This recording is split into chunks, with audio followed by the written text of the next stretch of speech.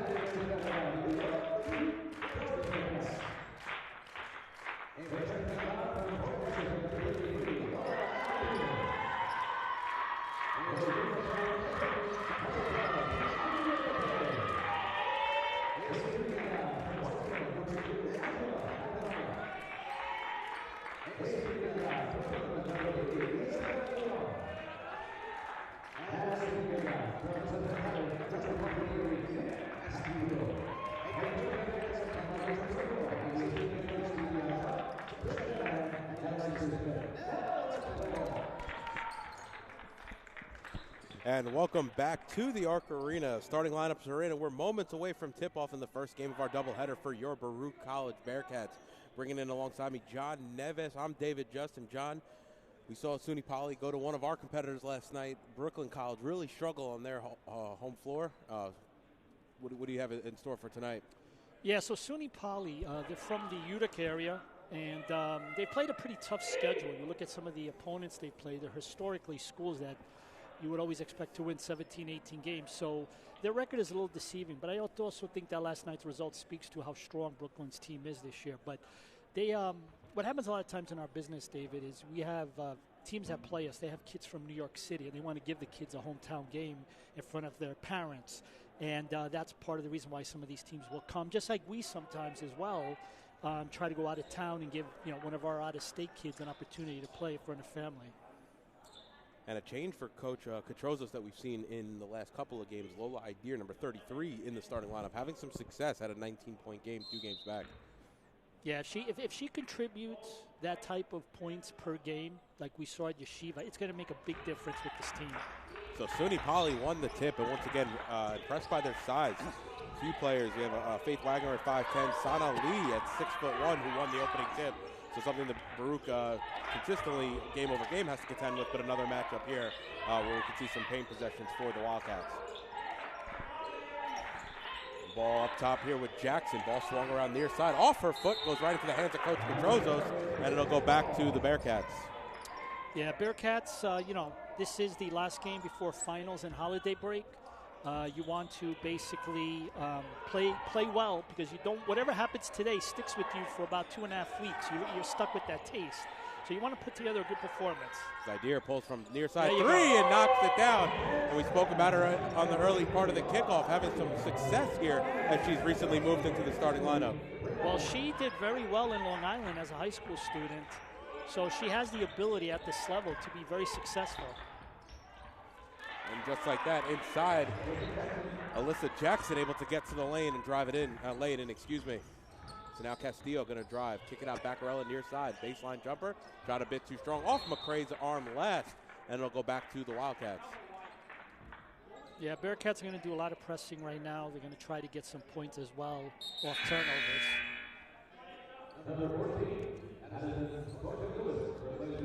So Coach Petrozos going to the bench early here as Thornton Lewis checks into the game, and Baccarella will come to the bench. Yeah, let's see how the defense does. They really need to get some points today off the defense. And Baruch setting up in the full court press. Wildcats able to get into the front court, but Bachi Galupo gives it off to Jackson. Jackson has it on the Bearcats symbol. Castillo all over her. Tough defense there. Idir gets a hand in there, dives to the deck, able to save it, but she falls out of bounds. Good hustle defense, and the Wildcats will have 11 to shoot. Well, that's a good sign, like we've been saying. If the Bearcats can put together a trio of top scorers, because, you come back, we play at Coast Guard, and then after that, you kind of bingo. It's just all CUNY. And a jump ball there between Lee and Castillo, and it's going to go back to the Bearcats. Nice hustle play there against the 6'1" Lee. By the way, let me take this opportunity to wish one of our broadcasters who's down in Florida, enjoying himself with a well-deserved vacation, Joe Stolzer, who happens to also be his birthday today. So, Joey, if you're listening, happy birthday. Happy birthday, Joe. As Leung's fouled as she comes through the paint there, and it'll be side out right underneath the basket. And Baruch being aggressive on the offensive end here in the early going. Yeah, the Bearcats, like I said, the last game, it was they had a rough time shooting. And they really need a good performance today. Again, you don't want that bad taste in your mouth for like the next 2.5 weeks. You got to really come out. And to that point, John, it's been 8 days between the Hunter game and today. So they've been obviously practicing, but not able to really, get in the gym and run a game. Yeah, scheduling is not easy. I worked with the coaches on that, and in this case with Petrozos. Turnover, Bearcats possession. Yeah, it's not very easy to get games. Usually, at this time of the year, you'll try to get a game where a team comes into town and give, like I said, their kids a hometown game. But it's not easy sometimes during the week, right before finals, to get a game. Idir pulls from three and knocks it down. The southpaw from the near side wing, and she's got all of Baruch's 6 early points. Beautiful form on that shoot. Very. And if you're Coach Skelton of SUNY Poly, you're going to quickly try to figure out how to take that away from the Bearcats. A nice steal there by Castillo. And she's able to lay it right in, and Baruch able to get an easy bucket there with some hustle defense by Castillo. Yeah, she went over 1,900 points last game. We obviously know that back on November the 26th, she set the Baruch scoring record. And we're going to carry it the same way. Obviously, no doubt, one of the top players to ever wear the Baruch uniform. Obviously, her first college game, I don't know if you remember, she had a triple-double. Right off the bat, you kind of knew that the next 4 years were going to be special. And the interesting part is, I can't believe it's already been 4 years. Time flies. Time absolutely flies. I think it was the year we came back from COVID. And Elissa Jackson able to lay that one in and get the contact, so she'll go to the line for a chance at an old-school three-point play. Precious Mitchell checking into the game. McCrae will come to the bench.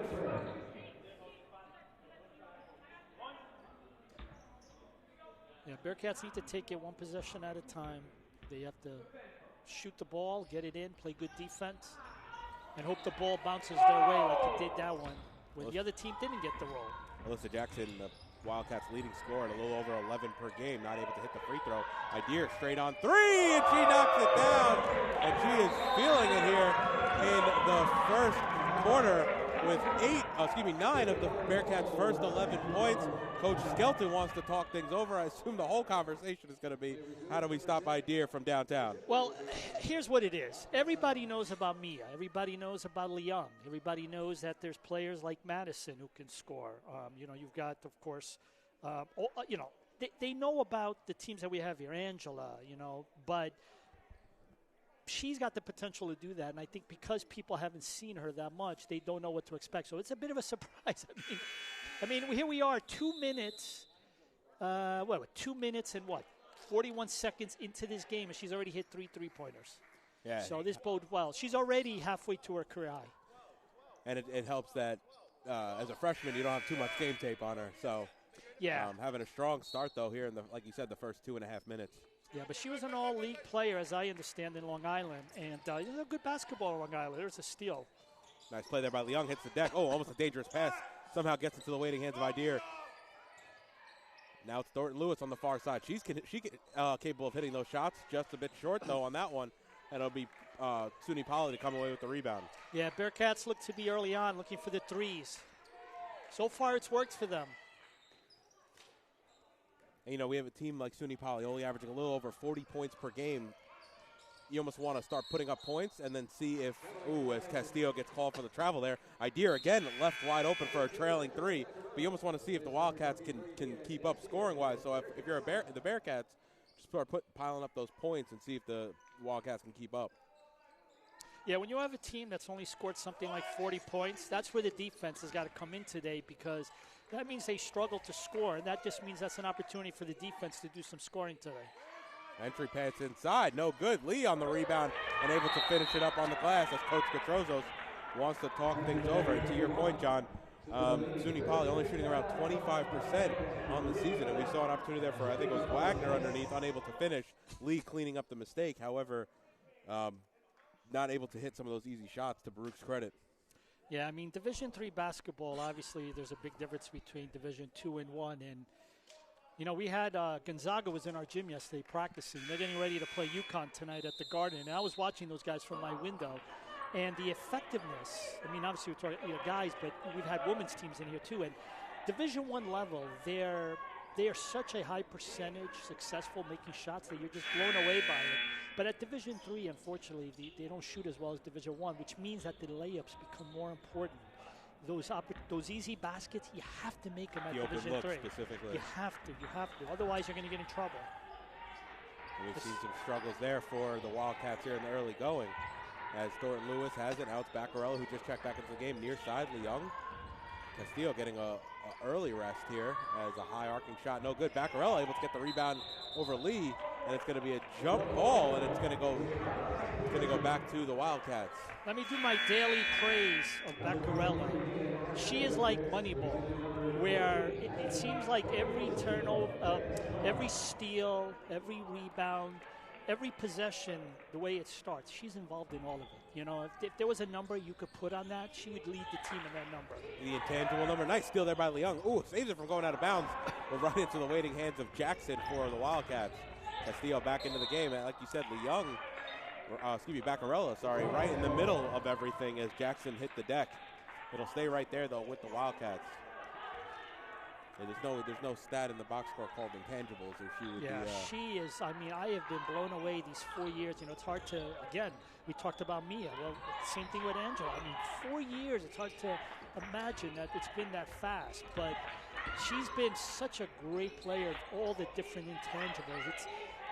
It reminds me of a girl that played for us before she got here, Daniela. She was like that, too. Almost every night she was like 888, 777.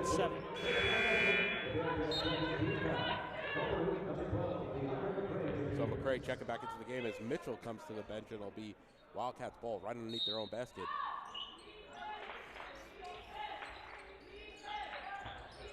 McCray denying the entrance to Lee, so it's now Jackson up top.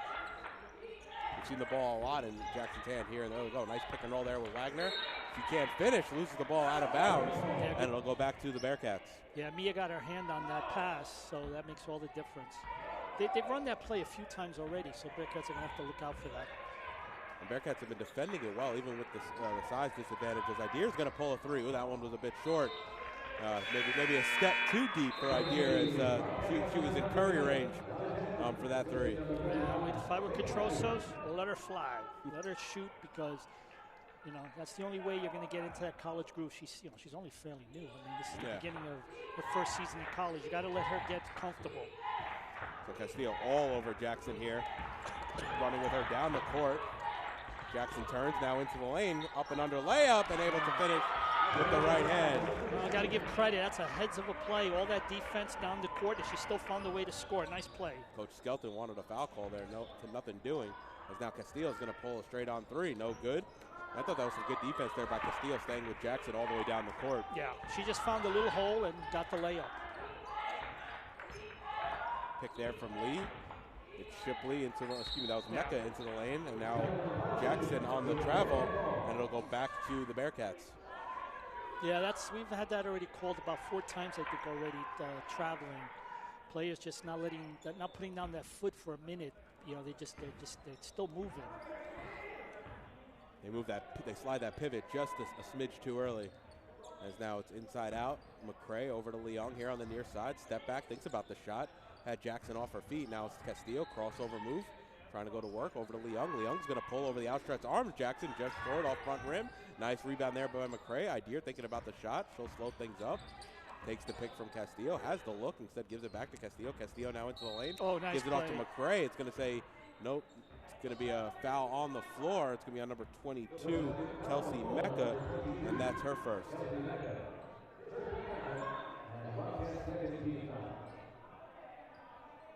Yeah, Bearcats are going to look to run a play here. They haven't scored in a few minutes. So now Baccarella now inside to McCray.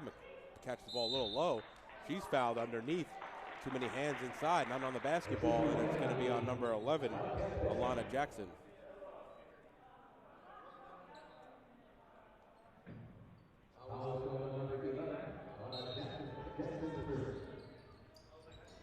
Castillo pops out, gives it back to Idir. Corner three, and she knocks it down. Her fourth of, they're going to say it was a 2. Check that. Well, like I said, it's just such a good sign to see her contribute the way she is.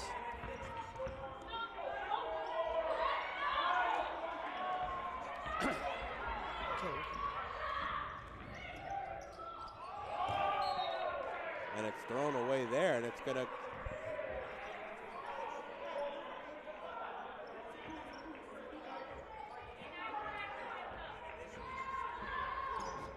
Yeah, Coach Catrosos is saying that a lot of us thought it was a 3 by Lola. Hard to see on the far side there. Yeah, she took it from the corner.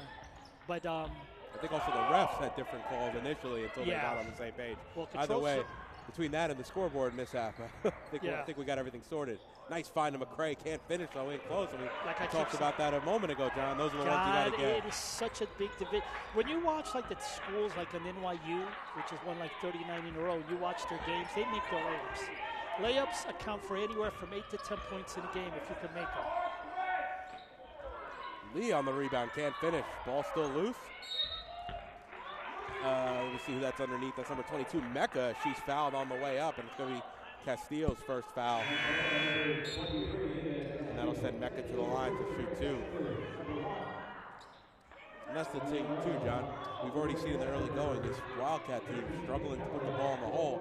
If Baruch could just hit those easy shots, they would have, add 5 more points to their lead, kind of stretching it out here in the first quarter.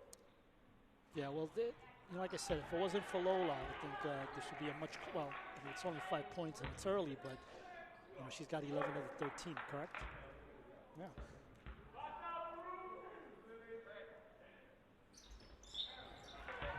And Mecca knocks down the second. So it's 13-9 coming in on 3 minutes remaining here in the first quarter. Morales checked into the game for the Bearcats. Is now Leung up to Idir. She's going to pull a straight on 3. Why not? She's had the hot hand. Ooh, just off front iron. Yeah. Baccarella, though, to your point, runs it down. Back out to Idir. Leung, crossover move on Jackson. Right to the lane. Ooh, nice block there by Jackson. Floater attempt there by Leung. No good. Morales runs it down for the Bearcats. Now it's Castillo over to Leung in the corner. She'll pull the three. Shot way short. Baccarella again. Looks like she had some contact. No call. Then it was just an errant shot, and it's the other way with Jackson, and she gets fouled on the way up. Excuse me, I thought they called it out of bounds. But nope, they called it a foul there on Morales, and that's going to send Jackson to the line to shoot two.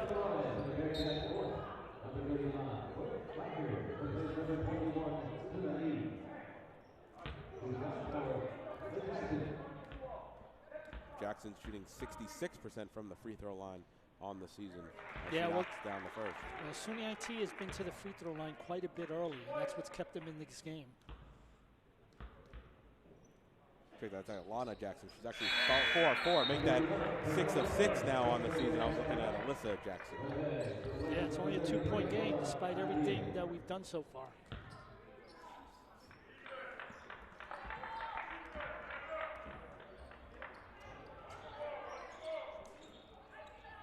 So ball swung around the perimeter.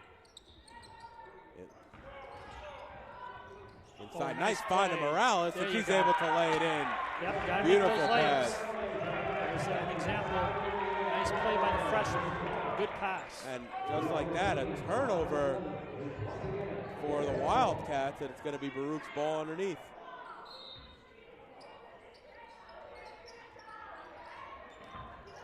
Nice steal there, though, as Brianna Lopez, who just checked into the game, got caught looking for a second. Wagner right through her hands, and it's out of bounds right back to the Bearcats.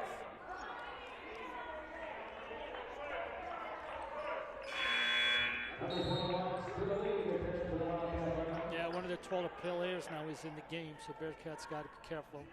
Bearcats don't have necessarily a very tall lineup out there right now. Sana Lee checks into the game.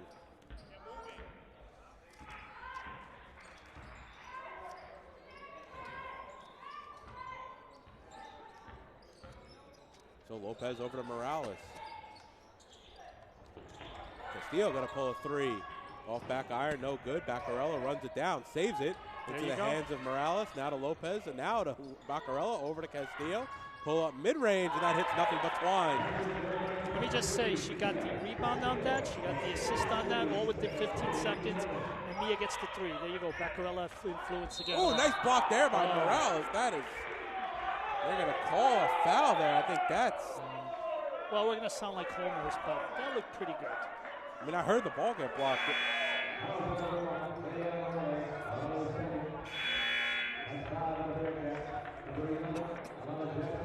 The only thing I can think about is the follow-through, but at least the initial looked clean. But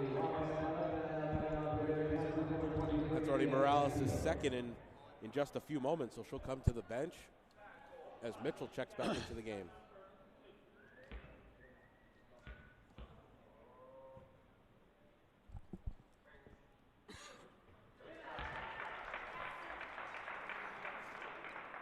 And Mecca good on the first.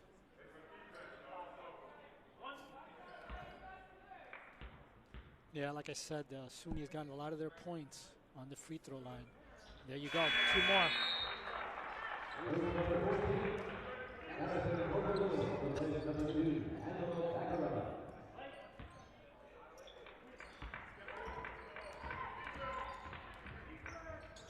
So it's Mitchell now here on the near side. Lopez, right through her hand. She almost loses it. Castillo able to run it down. Crossover move, step back jumper from Castillo. Shot no good. Lee on the rebound. Aaron passed though, and Thornton Lewis able to get the steal. And Castillo inside, can't finish. Mitchell on the rebound. They're going to call it a jump ball. And it's going to stay with the Bearcats. A little over a minute remaining here in the first quarter. We've seen, John, the end of this first quarter getting a little bit stagnant on both ends. A lot of whistles. A lot of whistles, and we saw some missed layups there. Again, how many times can I say it at the Division III level? 8 to 10 points a game if you make your layups. Castillo pulling the three. Shot off a little too strong off left iron. It's going to be a jump ball again between Mitchell and Lee, and it's going to go this time to the Wildcats.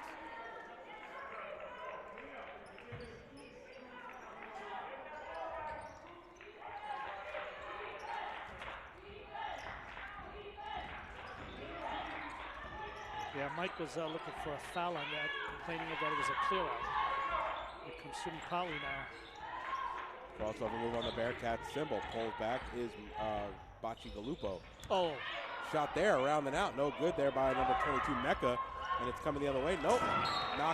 Lopez loses the handle, and it goes back to the Wildcats. Idir quickly to check back into the game as Lopez comes to the bench.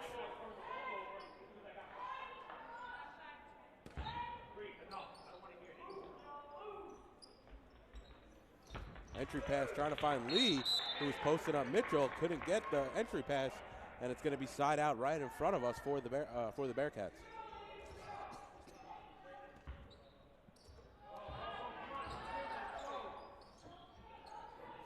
Idir going to pull the three.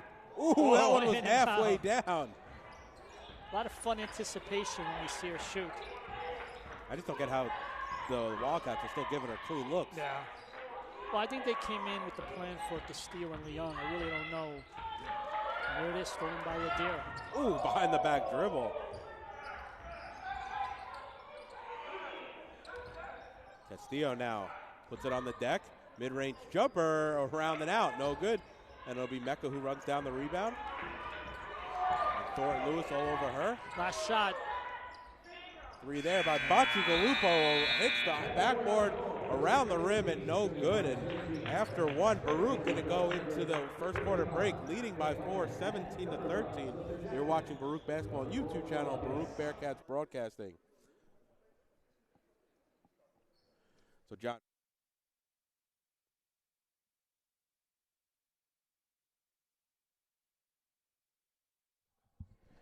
So, John, I think the story here in the first quarter, we spoke about it, ad nauseum almost, is Idir really hitting her shots when she's had the opportunity from downtown. Yeah, she's been very successful. Same way she played against Yeshiva. And like I said, it would be a big boost to this team to have another scorer like her because she's capable of putting in 20. There's no doubt about it. And look, when we get into the CUNYAC schedule in that early part of January, like I said, even though we got one more non-conference game after the holidays, that's really what the whole season is about this year, and they've just got to get ready. But, sometimes I sit here on this broadcast and I talk about things and people say, well, it's obvious. But it is obvious. You got to make your layups, and layups can account for anywhere from 8 to 10 more points a game if you make them. It makes a big difference. Yeah, and so far the Bearcats and the Wildcats for that have been struggling when they've been getting to the glass, but it's really been the long ball for Baruch, and it's been the free throw line for SUNY Poly. Yeah, that's what's kept them in the game, and Bearcats are going to have to do a little bit better job defensively and not try to foul and you're sort of feeding into SUNY Poly. I mean, their coach is probably not happy with their shooting, but she's got to be happy with the free throws, and that's keeping them in the game. But that's not going to last. They're going to have to put some field goals in. It's not going to last all game. 5 from 7 is SUNY Poly here in the early going from the free throw line, as it'll be Baruch's ball to start things off. Looks like SUNY Poly setting up in a bit of a zone here. And Castillo can't hit a bit off left side, and it's going to go back to the Wildcats. And Baruch really, we've seen in the last probably 2 or 3 minutes of the first quarter and starting out here in the second, really kind of living and dying off that mid-range jumper. Yeah. Yeah, that's the problem is when you live and die by it, you better make sure you make it more than half the times. But when you struggle, it's just going to make for a long day. And even then, it's very, I don't know if Lee was taking a hook shot there or trying to find someone a bit further inside. Awkward shot, but she also had a body on her, so good defense. But to the mid-range point, it's very against the modern game, right? You're either trying to get inside, kick out, or lay it in. Three is obviously a big part of the game. As Madison Lewis shot a bit too strong, no good. Nice box out there by Jackson for the Wildcats. And she'll walk things up. Castillo all over her. Yeah, number 5 has gone a little quiet. She looks to be one of the better players so far what we've seen, especially with that driving layup back in the first quarter. Jackson's got 6 points in 9 minutes. As Wagner has an inside-out, Bacigalupo, far side 3. Shot a bit short off iron, and it's going to be Leung who comes away with it. Over to Thornton Lewis. Bounce pass baseline to Castillo. Back out to Leung. Ooh, that pass was tipped on the way. Thornton Lewis, far side 3. Shot no good, and it's going to be rebounded there by Bacigalupo. Yeah, we had a good start to the first quarter with a lot of scoring, not necessarily happening so far here in the second stanza. No points here in the early first 2 minutes. 3 there by number 13, Donnelly, is no good. That's her first shot of the night as Idir's pass, trying to get it Castillo. Somehow does get it to Castillo, but again, can't hit the layup. Got to hit those layups. Ooh, as Castillo fouls Jackson. Yeah, she had too much momentum. She couldn't stop herself when she ran into the player.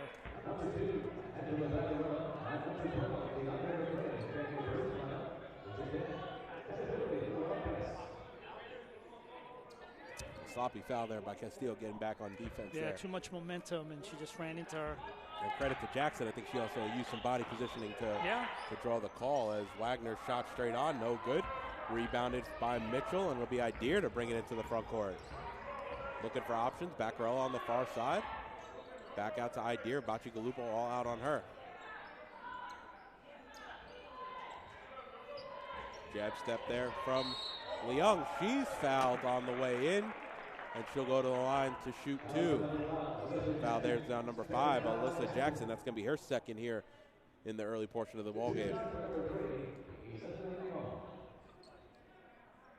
This is a fantastic student athlete. Last year was CUNYAC honorable mention. Student athlete of the year in CUNY. She has not only been successful on the court, but off the court. She's actually taking graduate classes right now. Very impressive. And, as a former alum who didn't play any sports here at Baruch, I can only imagine how hard it is to balance that that curriculum with practice, meetings, and, of course, games. Yeah, and don't forget, we're mostly a commuter school, so you got to add that factor in with the travel. Ooh, Leah looks like a little over the back on Idir. Maybe even took a couple steps. No call there. Now it's Wagner on the baseline inside to Leah. Idir has to face that. Shot gets stuck on the basket. Hey, nice job. You don't see that too often. The ref rising up and knocking the ball. Nice.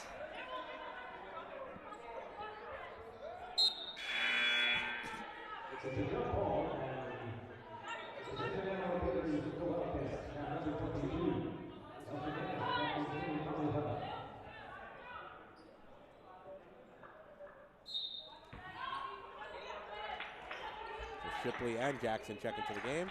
And it's Shipley with it up top. Gives it off to Jackson in the corner. Open look.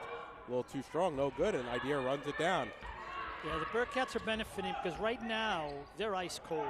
Nice. SUNY Poly. Totally ice cold. Oh, nice pass. Nice find there by Baccarella to Mitchell. Kicks back out to Leung. 18 seconds to shoot. Bounce pass to Baccarella. Inside to McCray, And she gets fouled on the way up and will go to the line to shoot 2. Only 2 points combined here in the early going between the Cats. Yeah, well, I think SUNY's kind of playing to their point total. Like you said, they average about 40. They only have 13. Yeah, I think if you're Coach Petrozza, you're just frustrated about your team offensively not being able to score as much. Yeah. As SUNY Poly's only shooting 20% from the field. However, Baruch not doing much better at 25%. Yeah, I mean, like I said, there's such a big difference when you just can't make your layups. But there's been a lot of free throws so far. McCray goes 1 of 2 from the line there. That'll be Shipley into the front court. Over to Jackson here on the near side. Entry into Wagner, down inside to the post to Lee. A little inside-out game. Swung around the perimeter, looking for options. Lee and McCray, jump ball, and it's going to go back to the Bearcats. Nice hustle play there by McCray to tie up the bigger lead. Yeah, Bearcats, like I said, they haven't scored yet. We've only scored 3 points. We've really got to get it going here. This could be the point in the game where it kind of shifts in our direction with the momentum.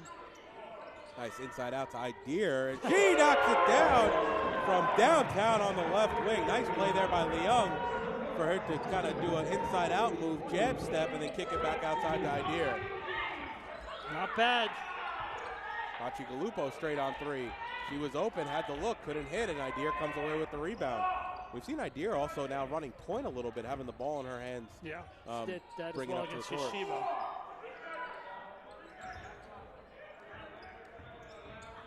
Leung into the lane, floater, no good. She's fouled on the way.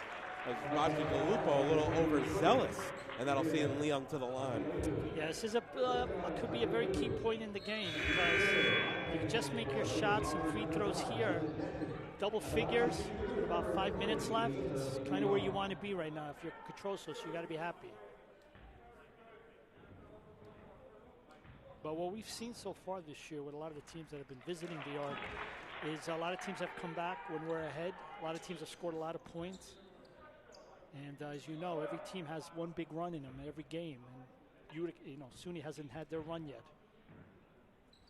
And Leung knocks down the second, goes 1 of 2 from the line.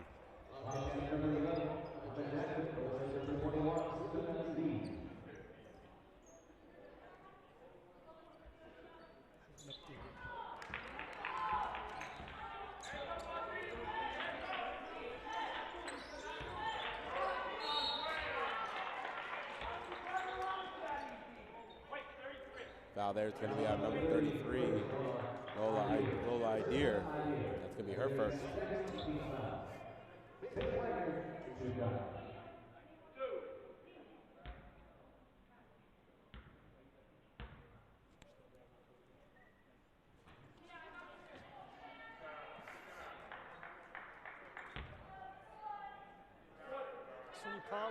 SUNY Poly, of course, making, I think it's about a 4-hour trip from Utica. And they got the roll there. So that's their first point of this second quarter. Yeah, and I mean, I guess when you come down here, you almost have to play a couple games as they're in the second of a back-to-back, playing Brooklyn College last night. I also hope that, that they had a chance to explore New York a little bit while they've been down here. It's always, well, maybe not for people who live in New York because of the tourists, but it's always nice to explore New York City around this time of the year. Yeah, I was talking to the coach. They're going to have dinner after this. We recommended a place nearby. And then they're going to probably after that just start their trip up north. So my guess is they probably did a lot of stuff in the morning and yesterday afternoon. Castillo comes away with the steal, trying to go coast to coast. Bit of a Euro step and lays it in off the glass. Baruch, halfway through the second quarter, have extended their lead to 12. And that's been a big difference right there in the first 5 minutes of the second quarter. Only 1 point here in the second for SUNY Poly, as Wagner able to get the rebound over Leung. Shipley able to turn free throw line jumper right off the glass, wide open from the free throw line. Not what you want if you're Coach Petrozos and the Bearcats. No, I mean, you don't see a lot of baskets like that, using the backboard like that, but they managed to make it work. If you're a coach, you don't, at least on the SUNY Poly side, you don't care how they score, as long as they score.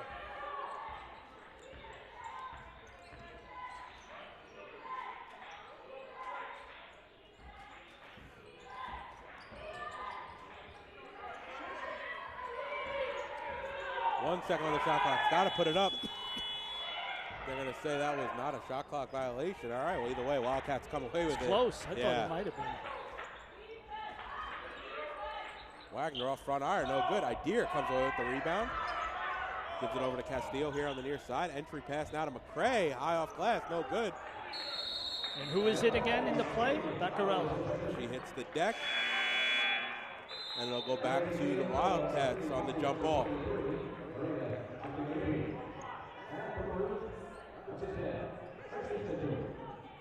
Mitchell has come back into the game. McCray will come to the bench. You see very little time of them both on the floor as they're normally in and out for each other.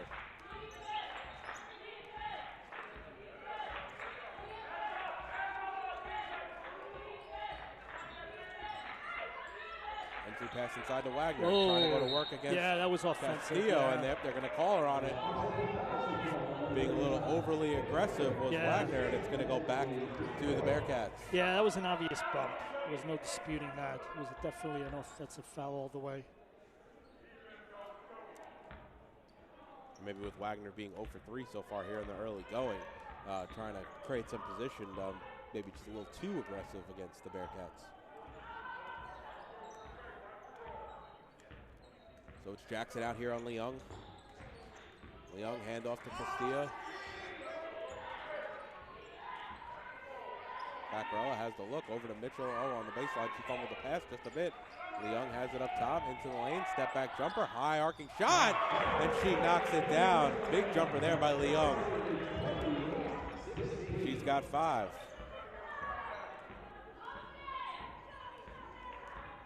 Now Jackson into the front court. Over to Jackson here up top. That's too many steps, and it'll go back to the Bearcats.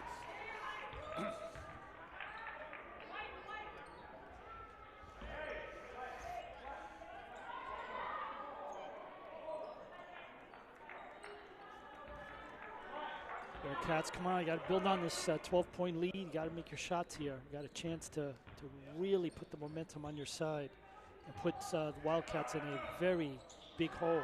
As Castillo pulls the 3 shot a bit off there.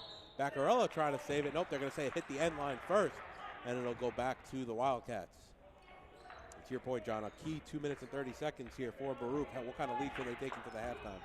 Well, you want to go double digits, but not just 10. You want to go maybe 15, 16 points. And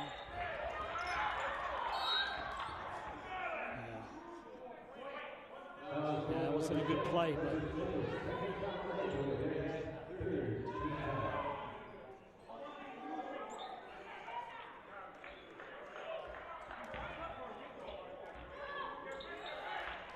inbound to Jackson. Castillo comes away with the steal. And she's able to lay it right in. And to your point, John, some easy baskets for the Bearcats. Yeah, 14-point lead. They got SUNY Poly Wildcats in a big hole. Got to find a way to continue to build on this momentum.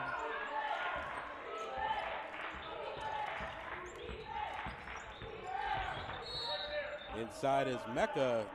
Foul there. I think it's going to be on number. It's going to be on Baccarella. That's going to be her first, 4th team foul. So it'll stay right underneath for the Wildcats. A little under 2 minutes left. Baruch lead 30-16 here in the first half. Inbound to Donnelly. Donnelly thought about getting into Jackson. Instead, the ball swung around the perimeter. Ooh, nice passing move there as Wagner hits it and 1. And she's going to go a chance to go to the line to cut the deficit to 11. They like that backdoor play. They've done it already a few times tonight. That time it worked perfectly. A few other times, Mia Castillo blocked it up. Another time they got fouled. I think if there's one thing that Cotroso needs to tell them at halftime is that backdoor. This is like the 4th time they've done it, and this time they were successful. Yeah, and you can tell he's also getting frustrated a bit with how often the Bearcats are fouling, leading to all these free throw attempts for the Wildcats. And Idir comes away with the rebound. Ball swung around the perimeter. Castillo, near side shot, way too strong. Right into the waiting hands of the Wildcats. We get to see Mia really get her rhythm this afternoon. We need to stop here because, again, we had the momentum, and now you're starting to feel like maybe SUNY IT might be able to do something here. We need to stop. Nice move there by Donnelly. She can't hit. It's going to be Jackson and Castillo in the interior for the jump ball, and it's going to go back to the Bearcats.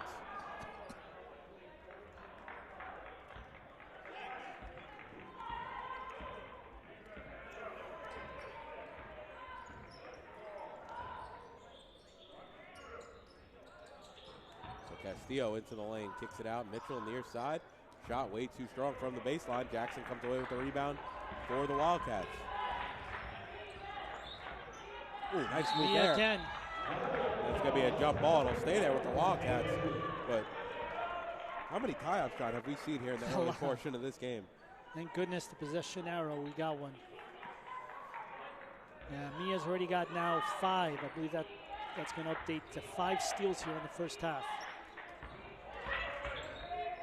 Floater there by Jackson, no good. Ball still loose. Too many steps.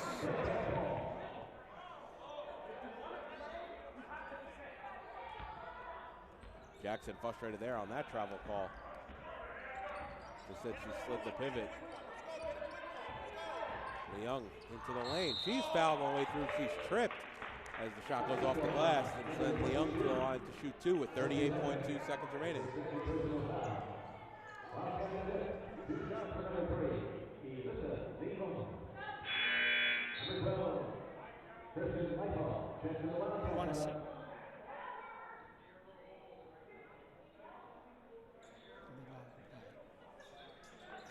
Oh, trying to check for multiple players and a ref checking for a wet spot there underneath the basket as Leung hit the deck hard on that previous attempt. And she'll go to the line to shoot 2.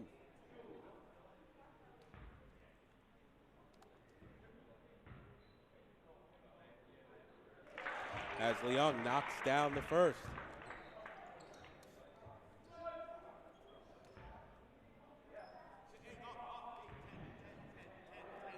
And there it is, Elissa Leung, 1,000 points as a Baruch College Bearcat. Congratulations. A very impressive milestone here, John. Welcome to the club, kid. She joins a long list of players that have done, and she did it tonight. She's done it pretty quickly, by the way. I think she scored something like 6 points in like the last 3 minutes.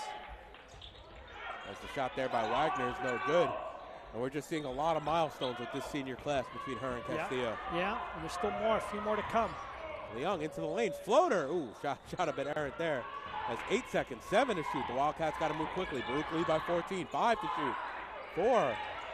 Jackson pulling a deep 3. Shot off front rim, no good. Rebounded there by, that was Donnelly on the 3. Either way, couldn't get it to go. So that'll send Baruch into halftime with a 14-point lead. But congratulations to Leung, 1,000 points.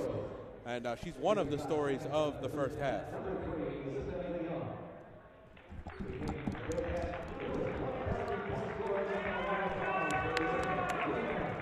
Marty Collins with the official announcement here. It's always interesting for us in the business whenever somebody breaks a record or milestone. We're always wondering, like, when is the best time to announce it? Because you don't necessarily want to do it with like 2 minutes left in the game. It kind of ruins the momentum, and you want the players to stay focused. But we're glad that she did it nice and early. But in our business, we're always like, boy, what happens if she does it, in overtime or something? Yeah, she's been, she has been academically and athletically, you talked about it, David. You were a student on campus for 4 years.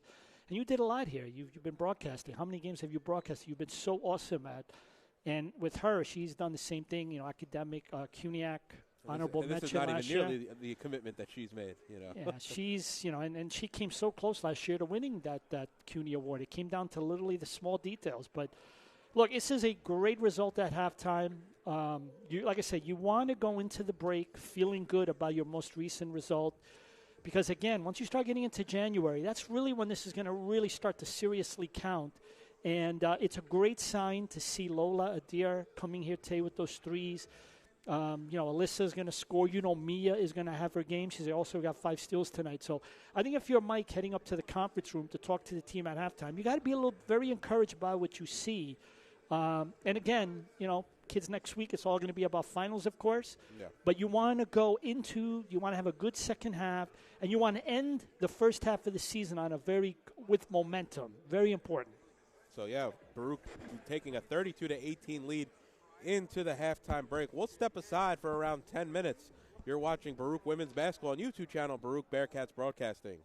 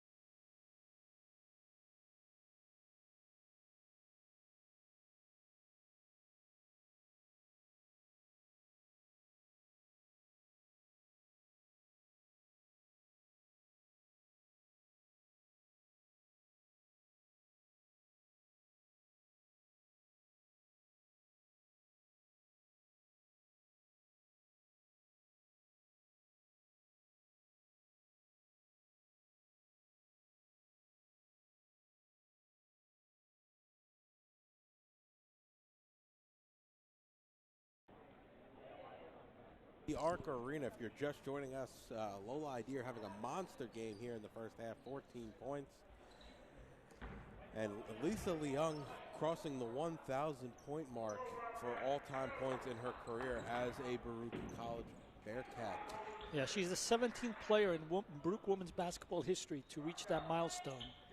I went to check that myself just to double-check that number during the break. So Bearcats up by 14.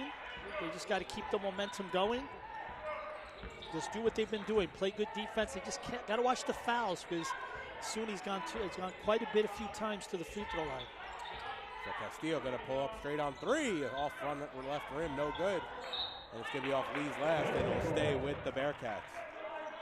And if you're Baruch, kind of just to your point from the first half, John, kind of just need to hit your easy shots here in the second half and really avoid fouling as the Wildcats have essentially stayed in this game from the free throw line.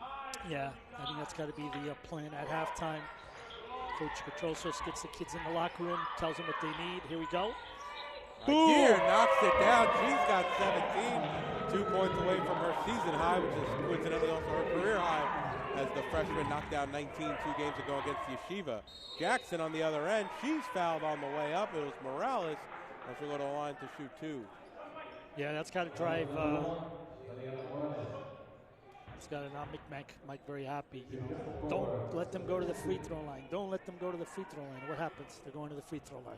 Very first possession on the other end. And Jackson knocks down the first. She leads SUNY Poly at a little over 11 points per game.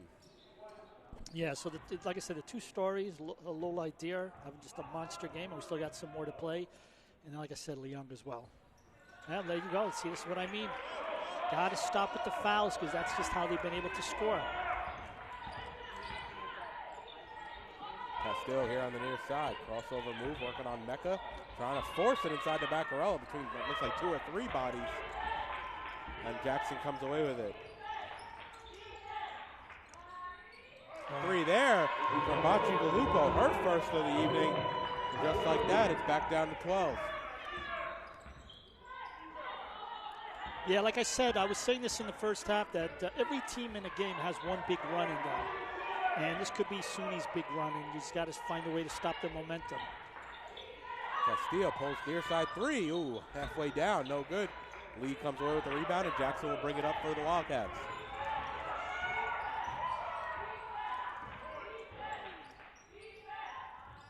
Push shot on the far side there by Mecca, no good.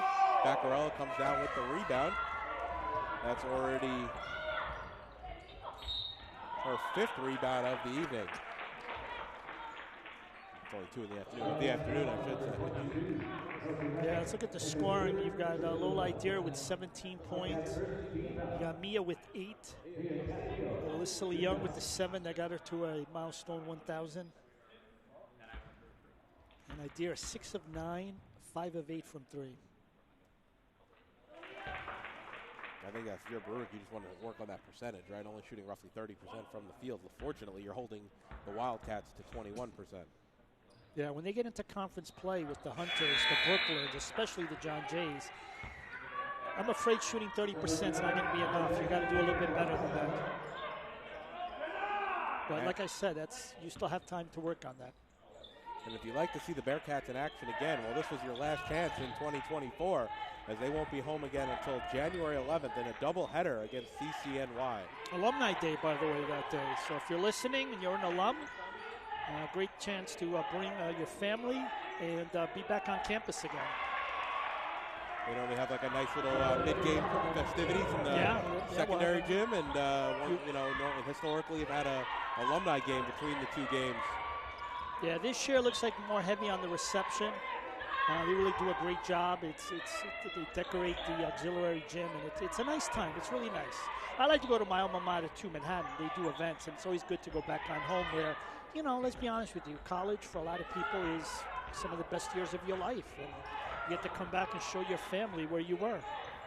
I'm fortunate I get to come back here 20 times a year. Yes, thankfully. As Jackson crossover move into the lane, high floater, no good, and she gets fouled on the way up, and will go to the line to shoot 2. We just saw her hit 2 shots moments ago.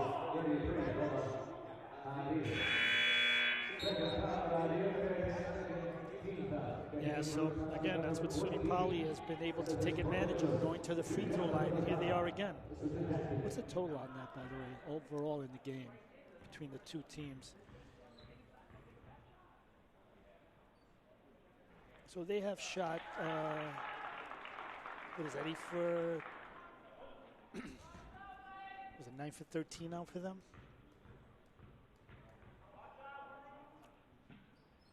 Yeah. 10 of the 27 at the free throw line for the Wildcats.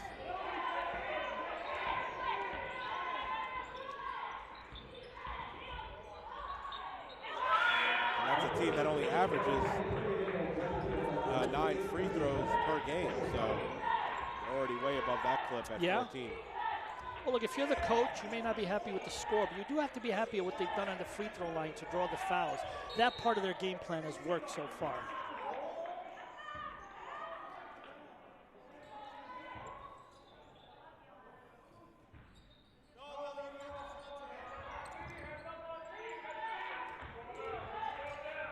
Jackson has it on the near side. Castillo out on her. So walking over to the Bearcat symbol.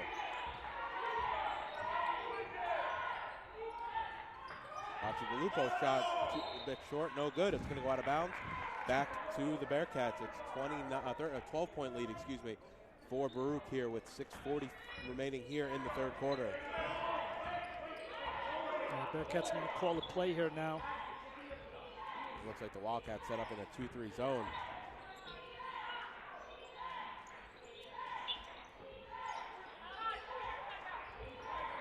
Ooh, nice little tap pass out to Morales, near side, baseline jumper. No good. It's going to be Thornton Lewis who comes away with the rebound. Morales over to Leung up top. Fresh 20 for the Bearcats.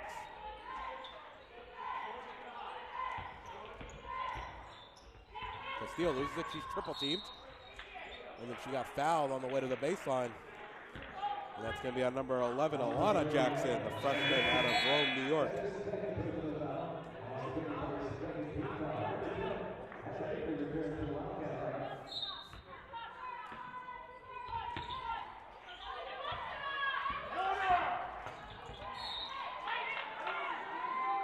Going to stay right here with the Bearcats, right in front of their own bench. Idir to inbound. 3 there by Idir. Ooh, just a bit too strong. You're almost waiting for that to drop now, John, when she pulls up from 3. You sort of get like, oh, there it goes. She's going to shoot the 3. Let's go, let's go, let's go.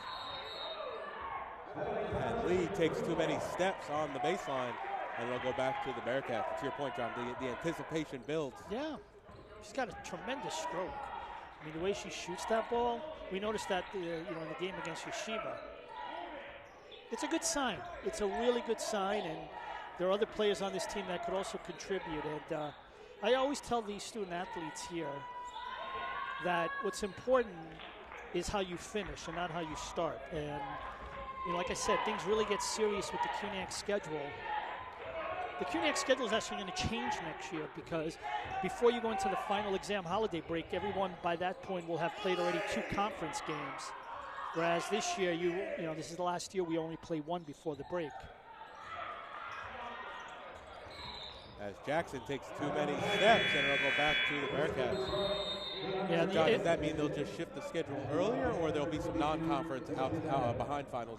Well, actually, what it is the basketball championships is actually a week later this year than what it usually is.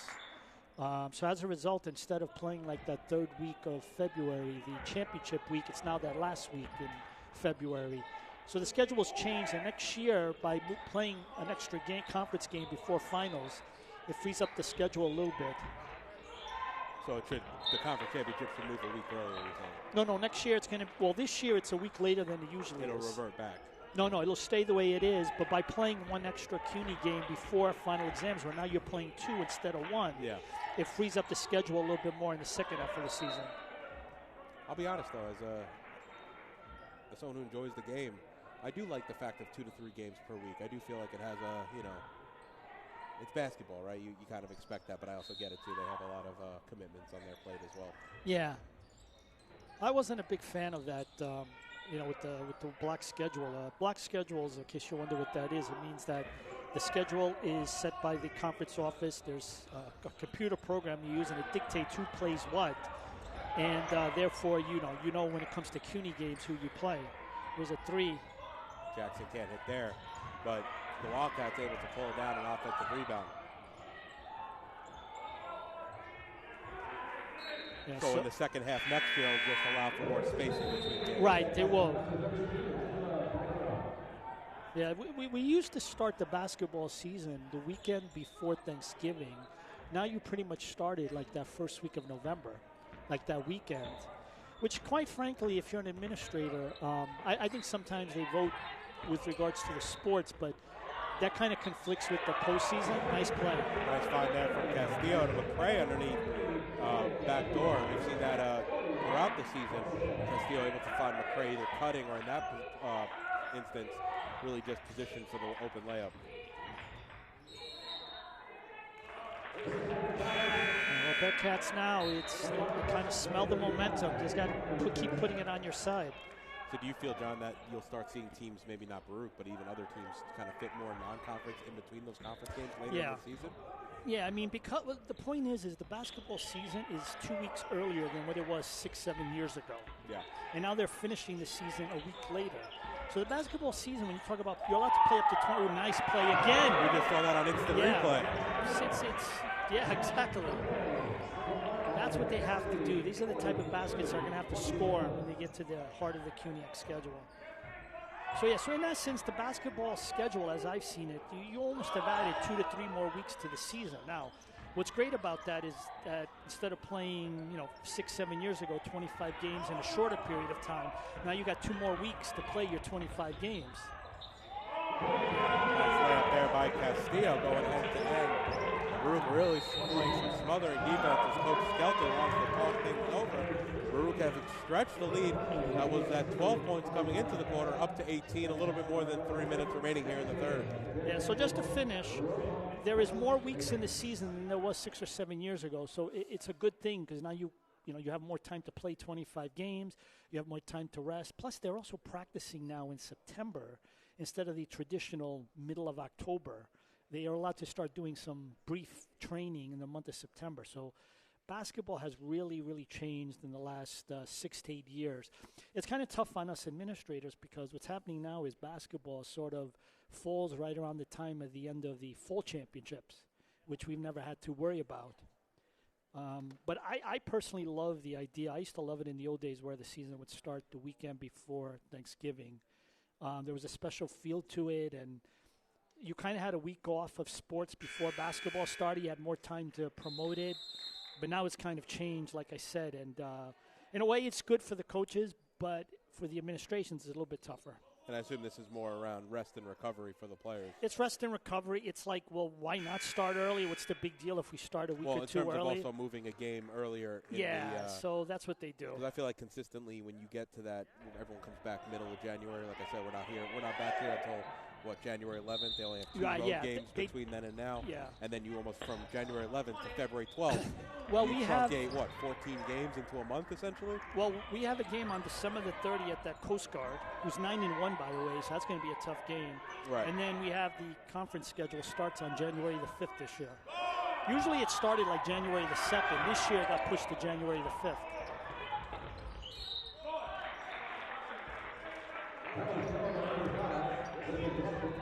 January the 8th, we're at Brooklyn. Right, so in 40 days, you basically play your entire conference schedule home and away, where now you'll play same amount of time, 1 less game. Yeah. But we start off the year pretty tough. I mean, Coast Guard, like I said, I saw their record the other day. They're 9-1. Brooklyn is, if I recall, the defending champion, and we saw what they did to SUNY Poly last night. So it's a tough schedule to begin with, but that's just the way it is. As Castillo knocks it down, I would say the only benefit is for the CUNY is how far is your longest commute, right? An hour? Wow. So that's the benefit also, but you're also playing against a bunch of city kids who normally get some really good talent out of the city. It's a nice steal there by Castillo, and Becquerel able to find her cutting to the basket. Baruch have now broken it out to 23 points, and we've seen a really strong third quarter from the Bearcats,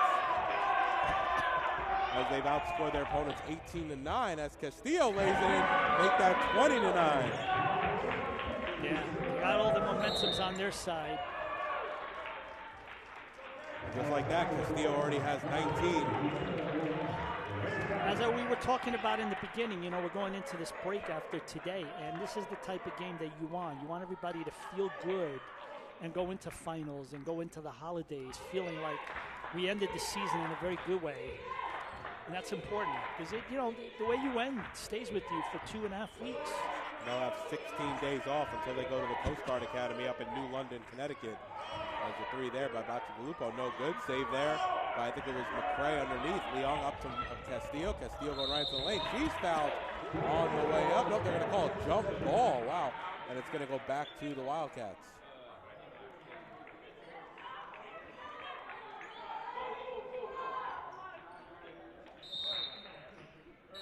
I thought she was fouled on the way up. They're going to say she had the hand on top of the ball. So good defense there from SUNY Poly. Yeah, Mia's one of the top scorers in the country. She's already got 21 points. Certainly having a better third quarter. And she's doing what she's done. She's actually now at 1,923 career points. Already Baruch's all-time leading scorer will easily get to 2,000, if not 2,200 by the end of the season. And when she does, she then becomes Baruch's all-time men and women's leader. Who holds that currently, if you don't mind me asking? Chima played for the men. Nice find there inside there you from go. There's that back door to Lee. I'm surprised they haven't tried to get Lee in those positions throughout the entire game. It's 23 points now with a minute remaining here in the third. Is it a bit too late to start trading layups for layups? You almost got to start hitting threes if you're SUNY.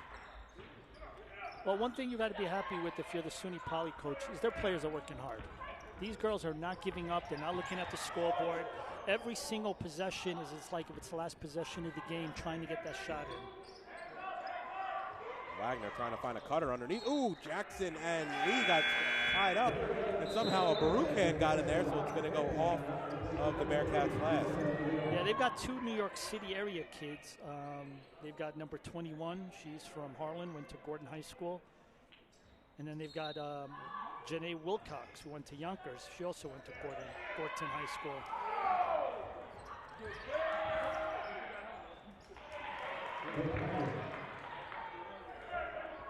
Yeah, SUNY Poly is a very good, as I understand, a technological school. And a very nice part of the state. Three there, near side by Castillo is no good, around and out. And SUNY Poly can hold for the final shot as they trail by 21. 22 seconds remaining here in the third. No fouls. And as you say it, John, as you say it, that is a foul. And that's going to send number 13, Kate Donnelly, to the line to shoot two. Yeah, I mean, that's probably been the one thing we're going to take away from today that they could have done better, is they really should have done a better job with the foul situation. But listen, this third quarter is what you're going to show this team, the game tape, the next time you meet with them after finals, and say, look, this is what we have to be playing. Look at the defense. Look at the shooting. As Donnelly off on the first. Donnelly on the season was 4 for 4 from the line.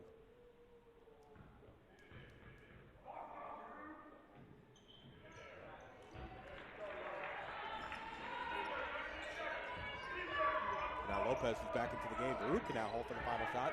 15 seconds remaining here in the third quarter. Baruch leads 52-32 with balls in the hands of Castillo. 9 seconds. Castillo almost leaves it behind. Donnelly out on her. Castillo right into the lane, going up against 4 players. McCray on the offensive rebound. Her shot wild, no good. And it'll send Baruch to the fourth quarter, leading by 20, 52-32. You're watching Baruch basketball on YouTube channel, Baruch Bearcats Broadcasting. But John, really strong third quarter for the Bearcats. Came in leading by 12, able to stretch that plus 8, take a 20-point lead into the fourth. Yeah, they played very well defensively. They got the points. They still need to do a better job with the fouls. But, yeah, if you're Mike, you have to be, like I said, very, very happy. And it's been a good day. I mean, Mia, she's going to have her usual big scoring game. Lola, of course, Idir, 17 points, 2 points off her high. We saw Elissa today, get to 1,000 points. So it's been doing very well, and everyone's done well. Beccarella has been involved in some plays. So they've done very well. And like I said, this is so far so good. You still got 10 more minutes. You got to still play hard. And you want to even finish even better than you just finished this third quarter. And Castillo on pace for an unconventional points, steals, double-double. So yeah, she did that, I think, twice last year.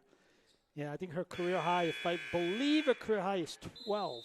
And correct me if I'm wrong, I think she also had a triple-double this year where steals was one of the categories. So I don't think, did she have a triple-double this year? I don't think so. We have to check. I don't believe so. She's actually the NCAA Division III leader in triple-doubles. What's happening basically this year is I think teams, I mean, look, they knew about her last year, but more teams know about her this year. Yeah, let's go check that. Let's check that.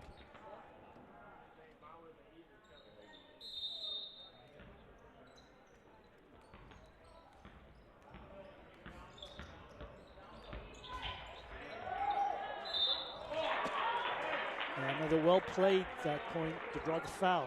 So she's second in the country, only behind Alexa Charles at Hunter, of all things, in points. So we'll definitely see a hell of a matchup. Obviously, they played a couple last week, but we'll see one hell of a matchup in the near future. Be here for the Battle of Lex on February 6th, I believe, if I recall. Yeah, Alexa and Mia have been two of the finer scorers in the country since they both started playing. And there's no doubt that there's probably going to be at least one more, maybe even two more head-to-head matchups the rest of the way. Well, Alexa had 40 and 12 against the Bearcats 8 days ago. So teams, we saw that with Kings Point. We saw that with Farmingdale. The Baruch, a lot of people won't appreciate me saying that, but the records speak for itself. You see a lot of kids come into this gym and are really motivated to put up a good game.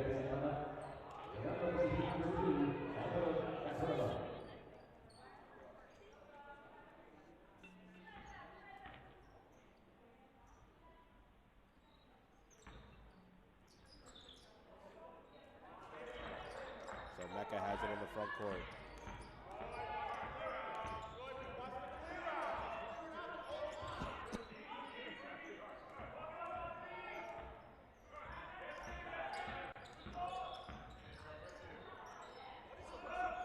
Near side three, bit too strong here from Shipley, and it's going to be Castillo who comes away with it.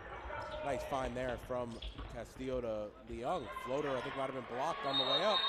Lee and McRae on the jump ball, and it's going to go back to the Wildcats.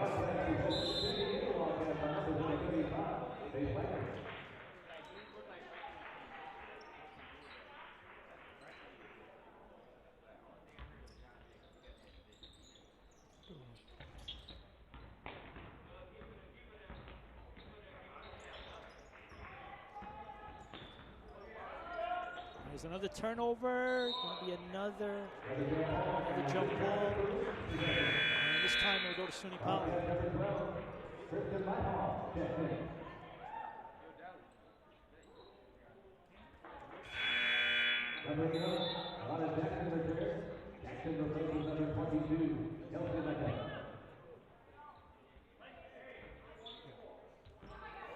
Yeah, we're just looking at the stats here. She had 33 and 10 steals against Kingsborough. Well, she's got eight rebounds and 7 assists. I mean, yeah, she's got another 1 or 2 triple doubles left in her this season. And like I said, I think she's currently the NCAA leader in that category. But what's happening also with Mia is that I think teams really double down on her, and that's where Mia and Elissa Leung are very important, because if they score big games, that frees Mia up to a little bit more to do her thing, and it's a win-win for everybody. I mean, if Lola Idir can put in 10, 15 points a game, that would be a big help.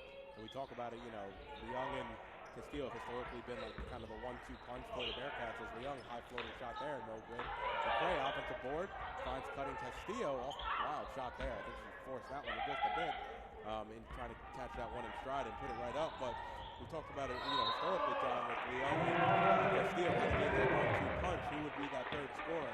Idea's really shown for the Bearcats the last two out of the last 3 games. Yeah. It's very hard if you got a 0 win on 3 players. I mean, the best teams that win championships, they usually have 3 players or 4 that you can go to win the game. You need the depth. It's not like one player is going to take it all by itself. And like I said, we've only played one CUNY game. The real season gets going in early January, and that's when it really gets real. Castillo pull up from mid-range. No good, but McRae again able to whip it down. It's McRae. A lot of jump balls. And number 10, Shipley underneath. And it's going to stay there with the Wildcats.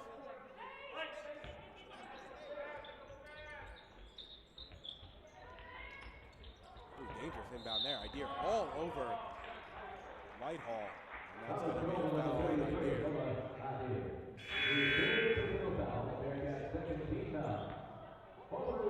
And we're starting to see Coach Skelton empty out the bench here for the Wildcats here early in the fourth quarter. Hey, it was a trip to New York City, and you want to allow everybody to play, give everybody a taste of it, and I think that's a very smart decision.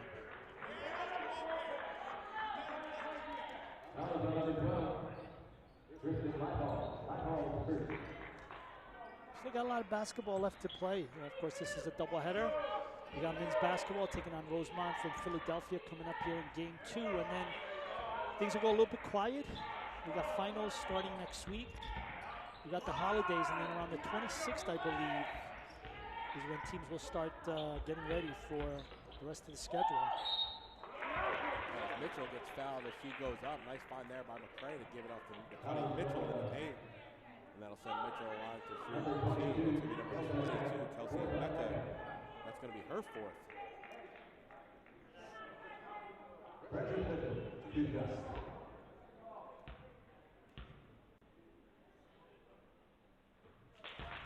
Precious interested in medicine from the Buffalo area. Had a chance to speak to her about a month ago. We had an event here on campus, and she volunteered to be a mascot for it. And she was having some fun with that. In the suit and everything. Huh? Yeah. Yeah. Yeah, that always sounded like fun, but then not at my size, so I can't do all the cartwheels and the handstands. Well, that part you don't have to worry about. Oh, nice. But he's got to friendly, silly, and be ready to take a lot of photos. Yeah. A lot of photos. Yeah, our Bearcat mascot gets used quite a bit.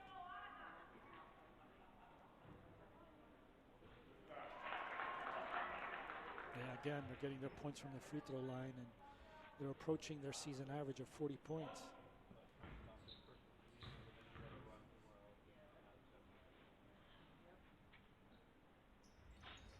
Mecca can't hit the second. It's 55-33. Baruch really needs to just play this game correctly, finish it out, get a strong W here as Lopez going hard. Nice. No one stopped her, and she laid it in. She's another player. She steps up. That would be a big help for the Bearcats. She's a fantastic player. Only in her junior year, so expect her to have a bigger role next year as we lose some of these seniors. So Mecca takes the pick from Wagner.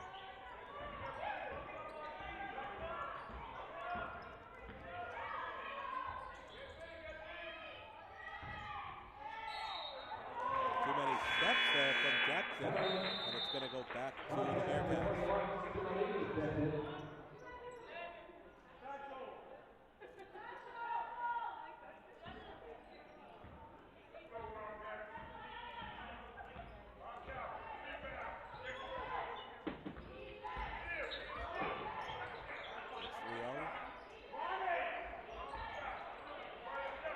Cuts all the way through, about 3 picks.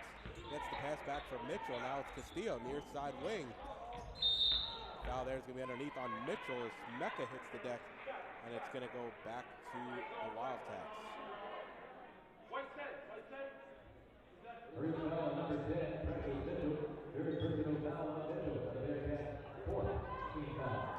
Just a reminder to everybody, of course, if you want to know more about Baruch Athletics, of course, BaruchAthletics.com. Of course, you also have us available on social media, at Instagram at the same address. Of course, same thing with Facebook and Twitter/X. And then, of course, you also have individual team accounts on Instagram, and all those links are available on the athletic website. Oh, I don't know if Castillo just went right up with it, try to give it off to Leung. And Leung gets that shot blocked. However, Castillo comes away with the steal and lays it in with the right. Castillo maybe trying to be a bit too pass-friendly there if she had the open layup. Yeah, look at that. As Castillo knocks it in.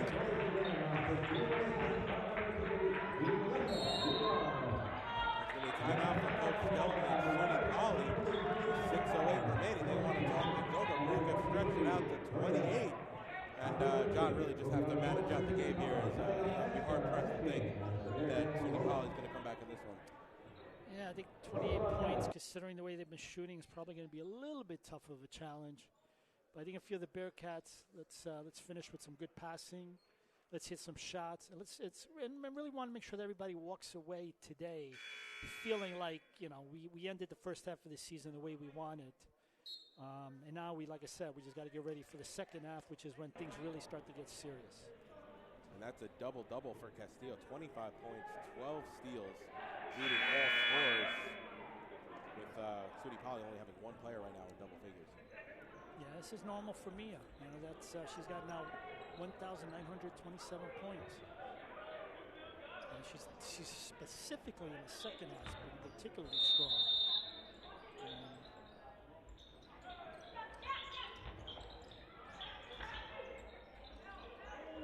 Again, Baruch just smothering defensively here.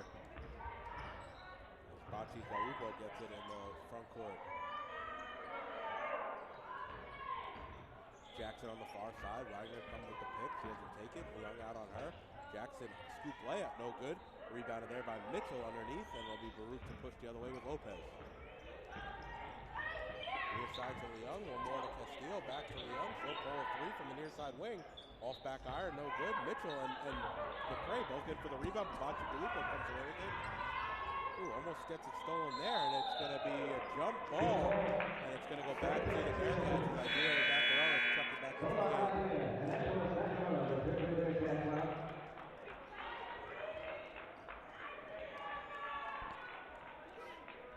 Yeah, good job there by Brianna. Good minutes. That's what they need from her this year. She does that, the Bearcats are going to have success. Already the 14th jump ball in the game, John, we were talking about earlier. A lot. Crazy amount of correctness.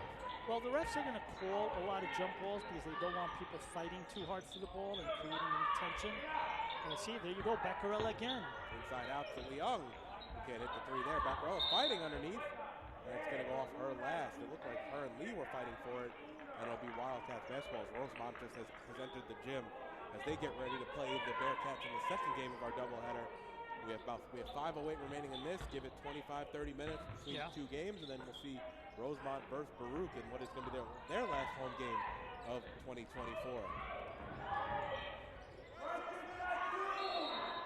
Well, again, Lee gets fouled on the way up. We'll go to the line to shoot two. We'll talk about the men's team as we get closer to the men's game, John. But the Arc Arena have not been the fortress that has historically been so far in the early going of 2024 for the men's basketball program. Great team, a lot of good young players. They just need minutes. They need to continue playing because when things get for real, when you start playing that CUNY schedule, that's when you want everything to be falling into the right place. I mean, when you really think about the men's basketball team, they lost something like 90% of their offense. At any level of basketball, when you lose 90%, I mean, that is a lot. I mean, that's really hard to come by. That's really hard. But I would say this, though. They've been in a lot of games. They've been in them. They lost a close 5-point game the other night. Yeah. And we'll see what they can do against this Rosemont College team. Rosemont, if I recall, made the NCAA a few years ago. Three there, no good. Long rebound, though. Pulled down by Baccarola. I'm going to call her analytics because she's all over the place. Rosemont has had their own struggle. Started the season this year on a 5-game losing streak before winning a 1-point game against St. Elizabeth and then losing the next 3 of 4 as they come here. They lost at home at Alumni Hall. They won at home at Alumni Hall against Penn State Brandywine on Wednesday night.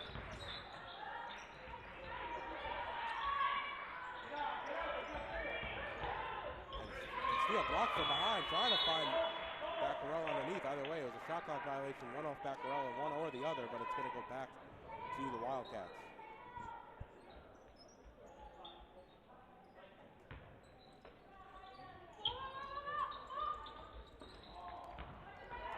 Entry pass up to Mecca into the front court.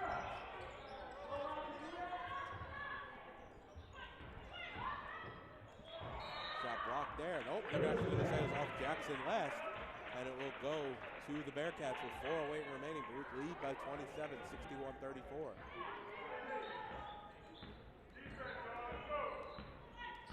So now it'll be Leung here in the front court. Gives it over to Castillo. Mid-range jumper. Off front iron, no good. Duke's offense getting a little bit stagnant with this lead as Baccarella and Castillo coming fighting away with it. And then there's going to be a foul there on the Bearcats as Jackson picks himself up off the deck.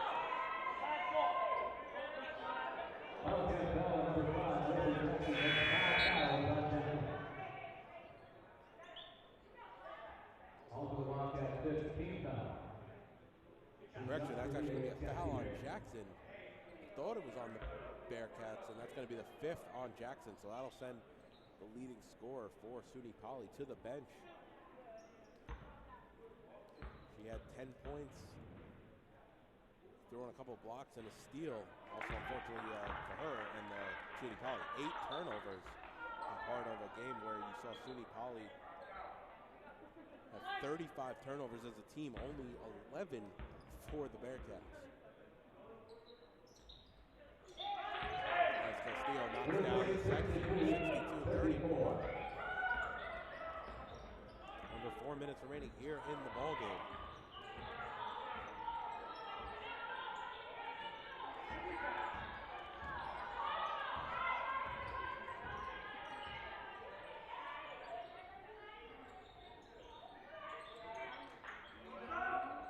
Straight on 3 there from Shipley is good.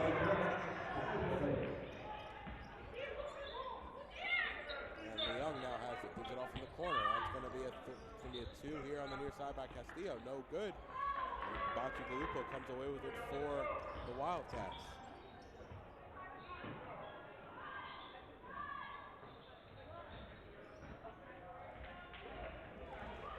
3 minutes left. Bearcats, much needed win, a feel-good win. We saw a lot of good things happen today, a lot of things that Mike and the coaching staff can take home and feel really good about. And like I said, right now, go home, relax, get ready on Monday for finals.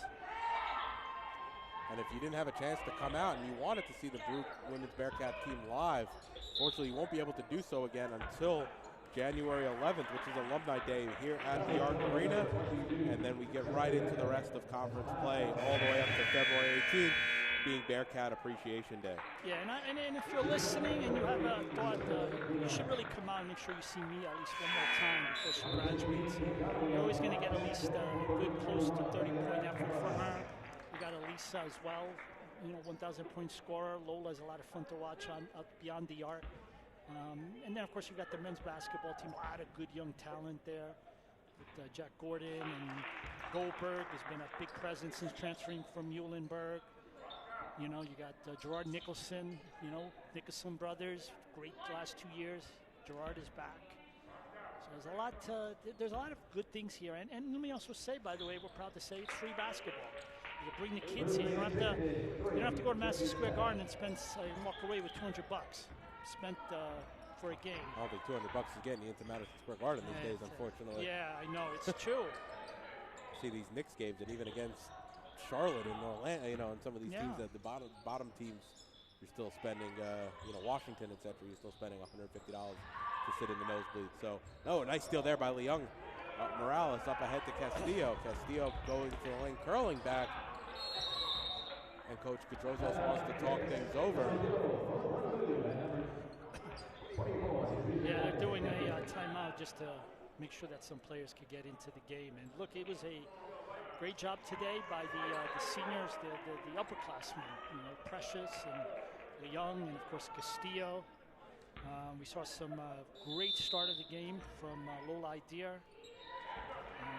Like I said, it's a nice win. It's a nice win. Let's close out these last 2 minutes and have some fun. Baseline jumper here on the near side.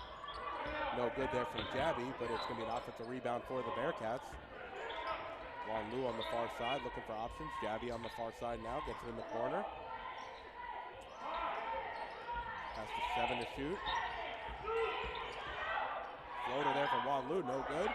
Rebounded there by number 10, Shipley, and it'll be the Wildcats quickly the other way.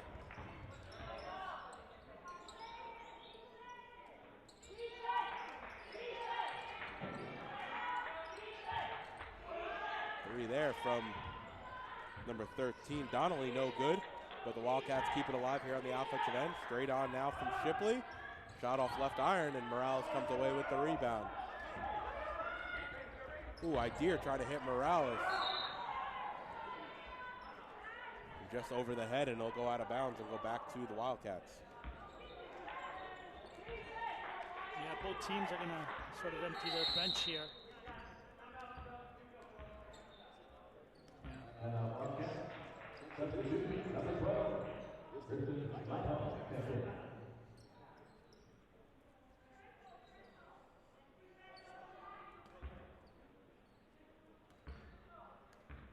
You know, they just inbounded the ball in front of us, and I saw the patch on their jersey, the Empire League Conference. Not an easy conference, I'll tell you. Not easy at all to compete in that conference. They're going up against SUNY Geneseo, St. John Fisher, Nazareth, SUNY Brockport, Alfred University, Houghton. I still can't believe, by the way, you just said Brockport and Geneseo, because for many years they were, you know, SUNYAC schools, and, you know, we've actually seen, you know, we saw New Paltz is also leaving the SUNYAC, and they're going to the New Jersey Athletic Conference. They'll be the only school that's not from New Jersey competing in the New Jersey. But that's the way it is. I mean, you look, it happens at high level. I mean, West Virginia's in the Big 12. What's that about? Boston College is like 4 hours away. Rutgers in the Big 10, and they have to go out and play Oregon.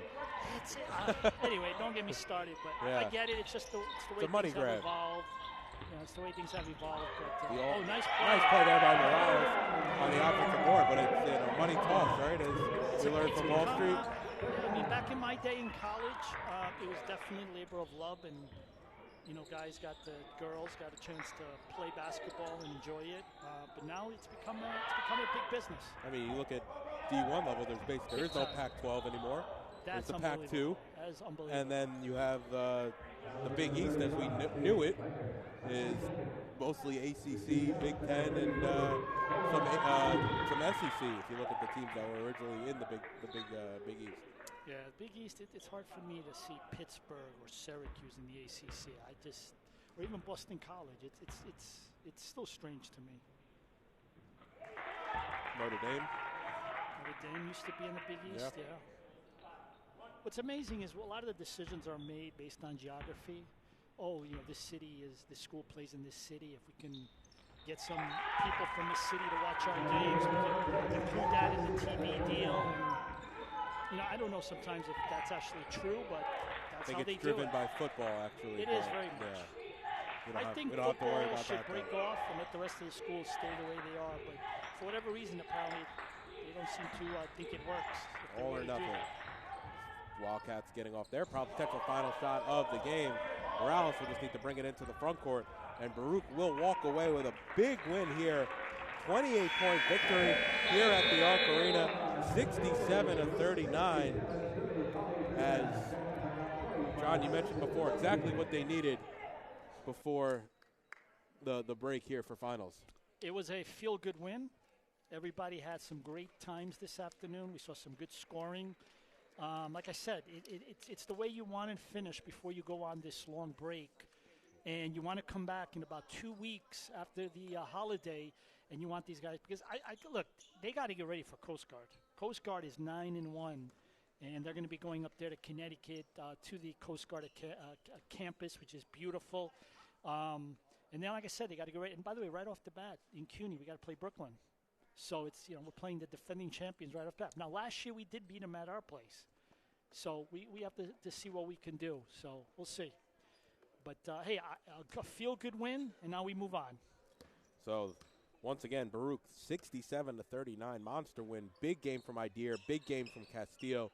We'll step aside. We have about 25-30 minutes until the men's play against Rosemont. You're watching Baruch Basketball on YouTube channel, Baruch Bearcats Broadcasting.